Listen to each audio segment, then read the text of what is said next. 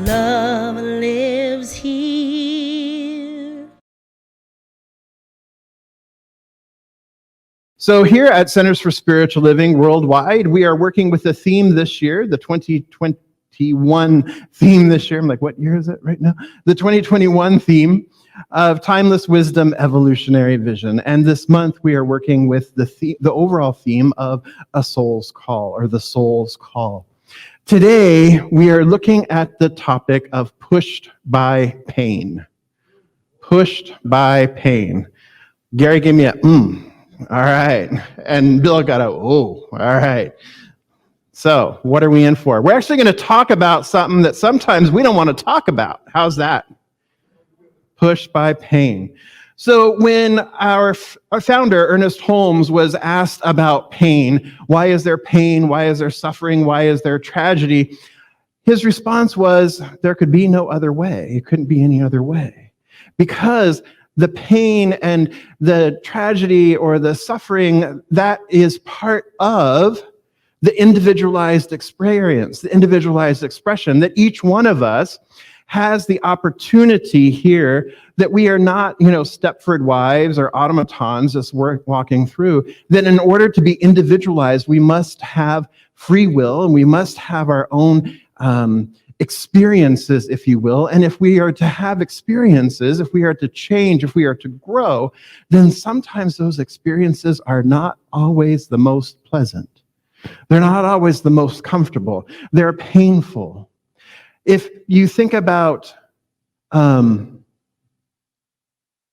your biggest challenges in life or your biggest triumphs in life, the biggest places where you yourself have experienced change and growth, and the most satisfying, frequently they're attached to something that was uncomfortable or that was painful or that was challenging. And part of the growth and part of the evolution, part of the celebration then is moving through that challenge and coming out the other side transformed. Carl Jung said that you cannot come to consciousness without experiencing pain. You can't come to consciousness without experiencing pain. So I know that there are some of you out there like, okay, I have had enough pain and I am woke enough, right? It's like, I'm like, okay, we're good, right? And that's true that we have this pain we get, and so that pain, like Carl Jung is talking about, awakens us to our consciousness. It brings us to our consciousness so that we are able to live as individualized expressions of the one life, as individualized expressions of the divine. So I want you to hear this. Pain is not a punishment. So if you come from the idea that if you do something wrong, there will be pain. Now, I'm not saying that if you did something wrong when you were a kid and, somebody got out the rubber slipper and whacked you on the butt or something, that's, there is pain. You may have done something that, maybe you shouldn't have, or, gotten into some kind of trouble, and there were repercussions, right? So, and sometimes those repercussions were painful, right? But for the most part, pain is not a punishment. Pain, you are not being judged. You are not being like, okay, we're going to inflict you with all this pain in your life because you are a sinner. You are a sinner. And so you're going to live your entire life in pain and suffering because you did something wrong. Or you're going to live your entire life in pain and suffering because, 15 lives ago, you ate an apple when you should have had a banana. Just saying. Right? So there isn't that. It's not about that. And yes, is there cause and effect? Do we teach cause and effect? Absolutely, we teach cause and effect. So if you do something, you're going to experience some kind of effect. You're going to experience something as a direct result of that. But guess what? The minute you stop doing it, guess what happens? It changes. Think of it, if you've got a hammer and you're hammering your hand or you're hammering your thumb with a hammer, well, it's going to hurt, right? Well, what happens when you stop hammering the hammer? Eventually, it'll stop hurting. It might throb for a bit, for a while, but eventually, it's going to stop hurting because you're no longer hammering the hammer, right? You're no longer continuing to inflict that upon yourself.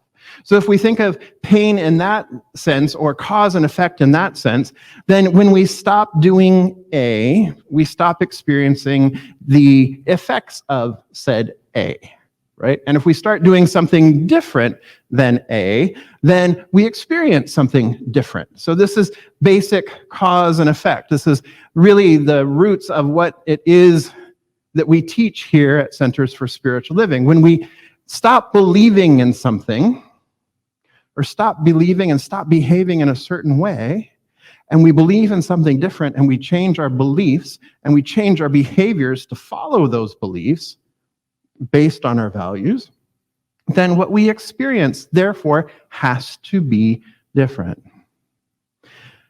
So that's one aspect of looking at pain. Another way of looking at pain is that most likely you haven't done anything naughty. Have you? Okay.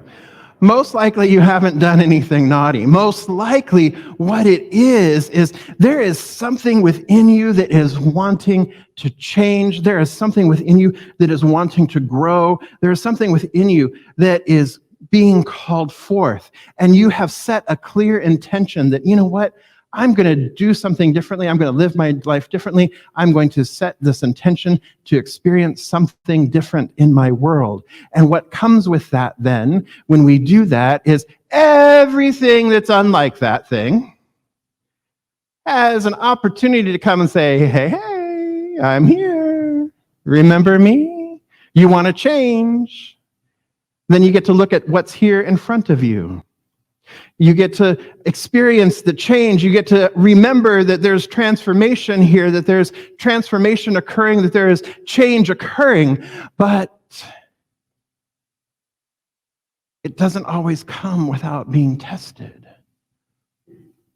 That it doesn't always come without being like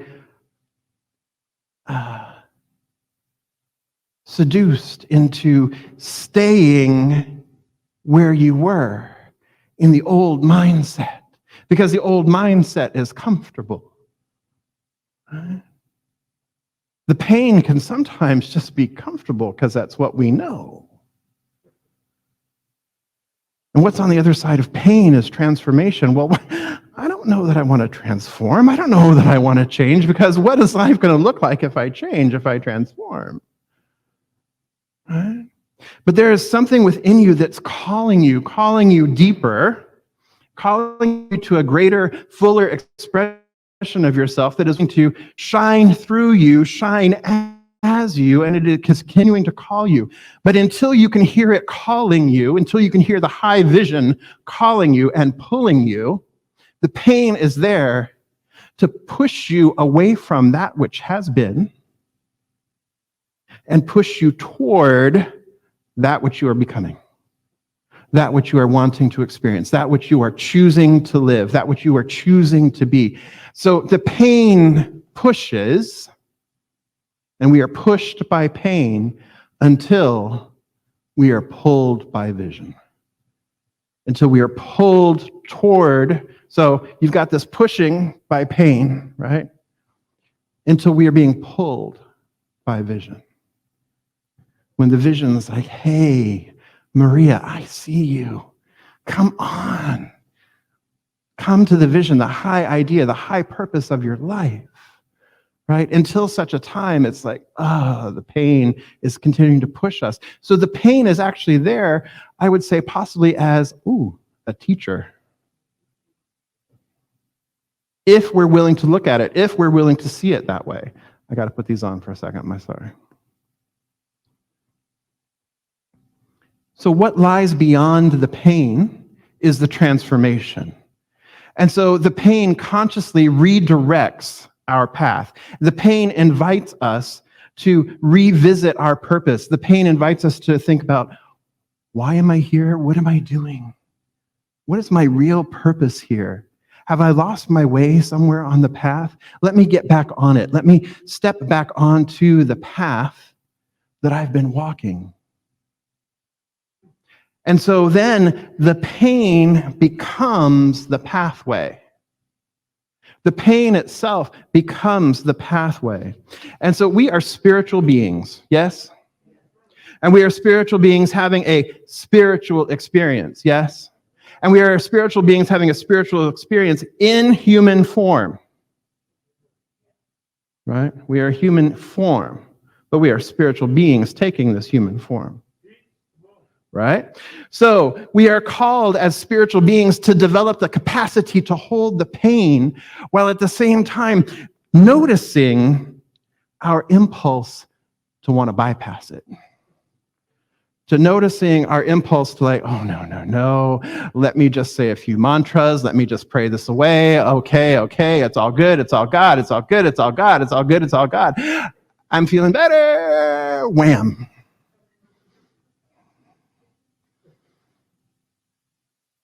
What if what is in the way, the pain that is in the way, is the way? What if the pain that is in the way is the way? Now, I wish I could take credit for that. But that is a book by Mary O'Malley, and she is fabulous.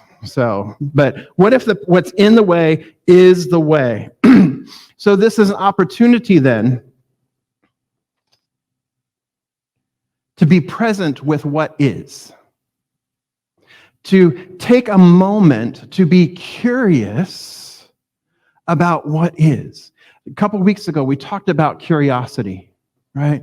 We talked about sitting with something and being curious about it and being fully present with it, 100% present with what is.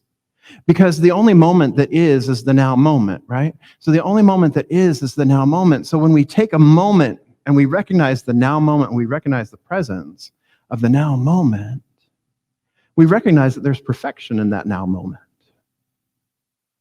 And then we're then able to step back, and as I said a couple weeks ago, we're able to relate to what we're experiencing rather than relate from what we're experiencing. So now we're able to relate to the pain rather than relating from the pain. Because what we have the opportunity to do here is we have the opportunity to look it in the face, to look at and see what's going on, look and see what we're experiencing, and take a breath and go, okay. And simply ask questions. If what's in the way is the way, if the pain is the pathway, then the question becomes, what's here for me? What is this pain? What is this difficulty? What is this emotion? What is this feeling pointing the way to? What is it pushing me toward? What is the opportunity that I have to step into? What is this reminding me of? What higher truth is this reminding me of? What truth is it revealing? Because as Ernest Holmes said, there's nothing to be healed, only the truth to be revealed. So then what high truth is wanting to be revealed in this moment? What direction am I wanting to take? What direction is calling me? What direction am I being pushed toward? And then the pain shifts, right? Everything begins to shift because now I'm relating to it. I'm curious about it. It's like, well, where is this going to take me? How am I going to grow? What new things am I going to experience? What new people am I going to meet? What wondrous things are going to happen when I praise God until I hear it again? What new things are available? What possibilities are lying on the other side of this trial? And how much stronger am I going to be when I get there? What new skills will I have developed? What new technology, what new things will I have developed? What new beliefs will I have adopted or will I have thought about? What new ideas have entered my mind or entered my consciousness? We've been living this, right, for at least 15 months, if not more. This collective pain, this collective challenge. And as I was talking about last week, through all of it, there's been this opportunity for growth. There's been this opportunity for something new to emerge. And that's why we didn't reopen. We opened anew. We're opening anew. Because it's not about going back, it's about going forward. So we're opening anew. We're getting to the other side of this. And so what's the new? What have we learned along the way? Well, just here, I can tell you that having the live stream the way we do, being able to shift to that technology so quickly, we had some things in place, but then being able to shift as quickly as what we did, and then be able to continue being in community together, even though we were sheltering in grace. And now we have this technology again. We've learned more so that we can now be here in person with one another and at home as well, enjoying our coffee on the couch. Maybe laying down a little bit, Maria? Absolutely, okay. It's so good to have people back in the room to play with again.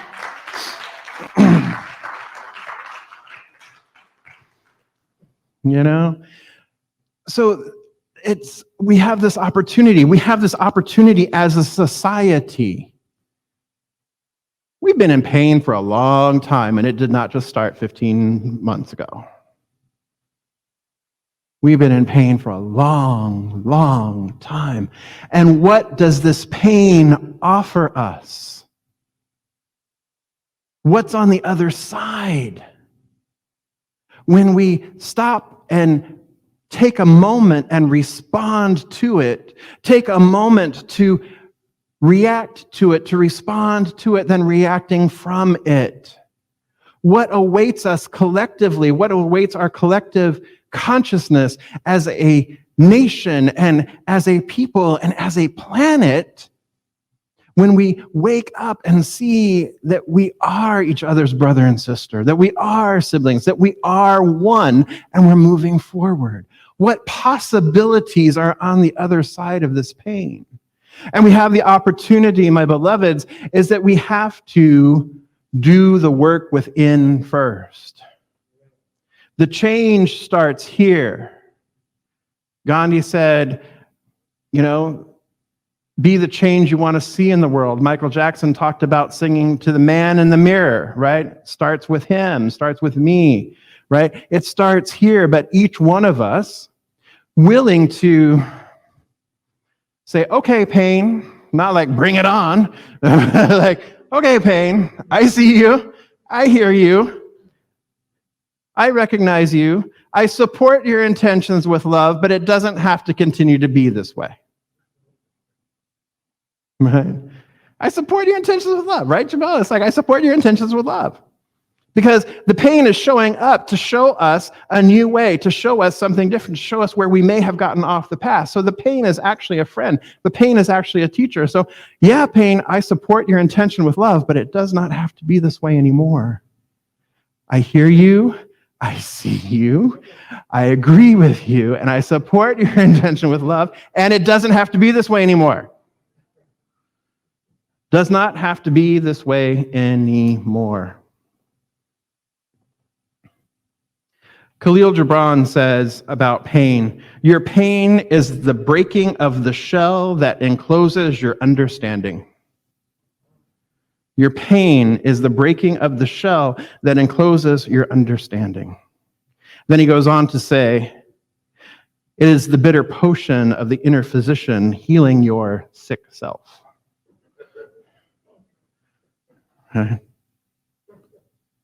So it's this cracking open of a shell. It is this emerging. Mililani Trask, she is a Hawaiian activist. She said, a difficult birth doesn't make a baby any less beautiful. A difficult birth doesn't make a baby any less beautiful. And Anais Nin also said that the tightness of the bud, the pain of being a tightness in the bud got to be so painful, got to be more painful than the blossoming of the flower. And that day came when the pain of staying tight, the pain of staying constricted became so much more painful than the pain of blossoming, that the blossom had to happen. If you think about a butterfly, do you think a butterfly just like goes, ta-da, here I am, right? Or a baby chick hatching out of its shell goes, ta-da, here I am. There's work that's involved, there's struggle, there's strife, there may be pain, there may be difficulty, there may be challenges. But in so doing, there is a rebirth, or there's a birth, there is a newness of life. Tracy Brown calls pain your fertilizer. Pain's your fertilizer. So what do fertilizers provide? Yeah, we're going to go there. I told you we're going to talk about stuff we don't normally talk about.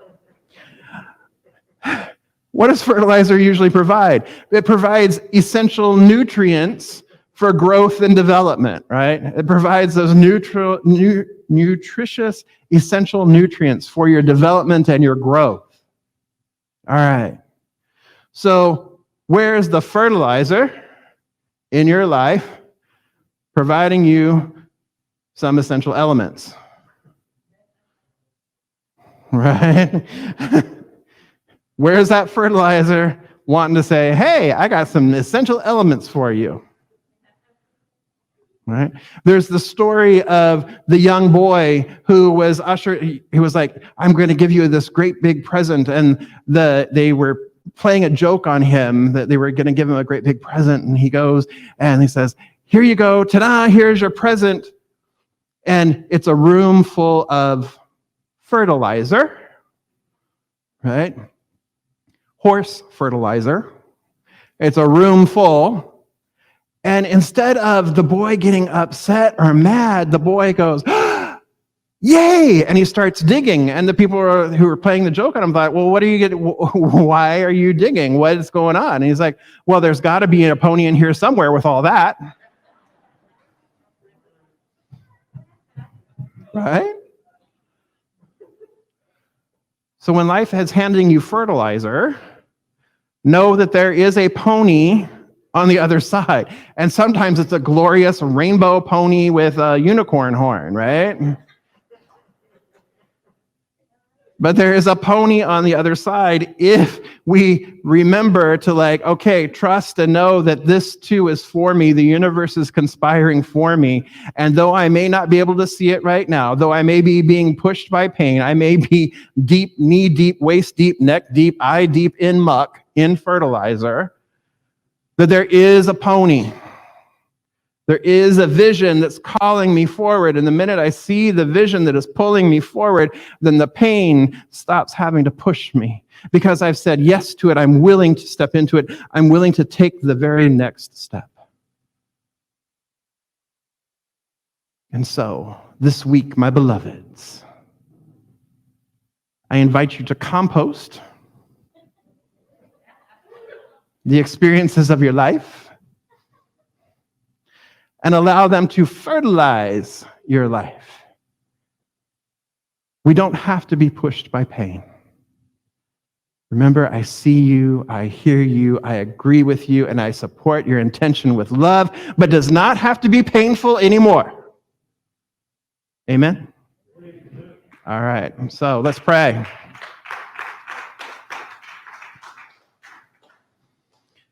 There's a pony in there somewhere. All right, so here we go.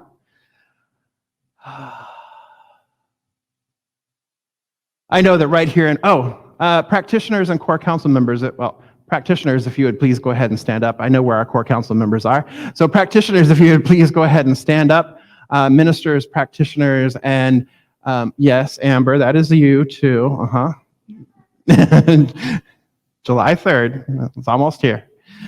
So I invite you to stand. So these beloveds are continuously in prayer daily for this beloved community of Riverside Center for Spiritual Living. So know that they are holding you in prayer. If you do have a prayer request, you can always send it to prayer at riversidecsl.org. All right. So coming together in consciousness right here and right now, I recognize the one power, the one presence, the one infinite eternal that is the all in, all as, all through all. There is nothing other than this one life, other than this one presence, other than this one infinite eternal being. And this one being all that there is then means that it is what I am. That right where I am, the power and the presence of love, the power and the presence of life itself is the very essence of who I am. Because there is nothing else for me to be. And so I know that it is always good and very good. Therefore, I know that life is always happening for me and for my highest and best. I know that life is always happening for my harmony, for my joy, for my greater expression, the greatest whole, full expression that I could possibly be. And as I know that this is true of me, I know that this is true of everyone present here this day, that each one is one with the one. Each one is the divine made manifest. Each one is the divine in full, glorious, magnificent expression, living, moving, breathing, and having its being as each one, and each one as and through it. There is only one thing occurring here, and that is life. That is love. And so I speak my word here this day for this beloved community, Riverside Center for Spiritual Living, and all who gather here in person or online. Knowing that we have been pushed by pain to this point, perhaps. That pain, we have been walking a path of pain, and we continue to walk a path that is pushing us forward to a greater evolution of our soul, to a greater evolution of who we are and our divine purpose. It is pushing us.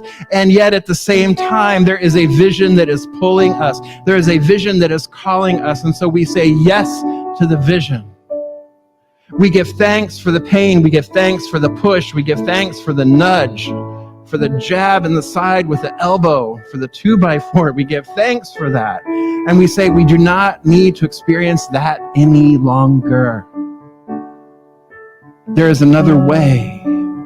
And so we say yes to life. We say yes to the vision. We say yes to being pulled forward gently and lovingly. We say yes, yes, yes.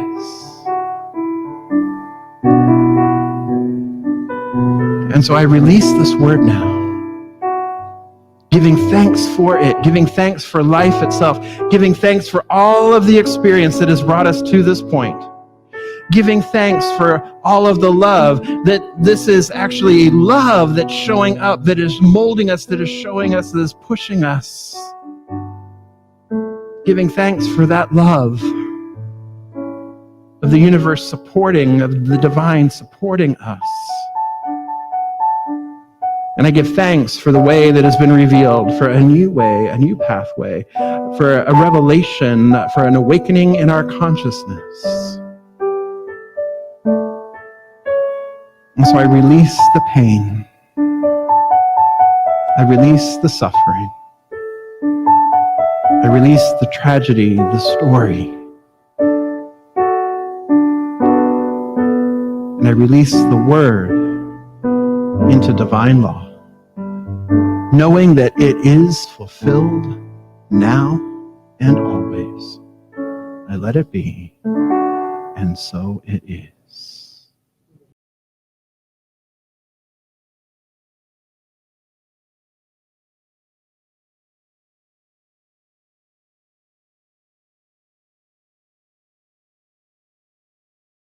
Love.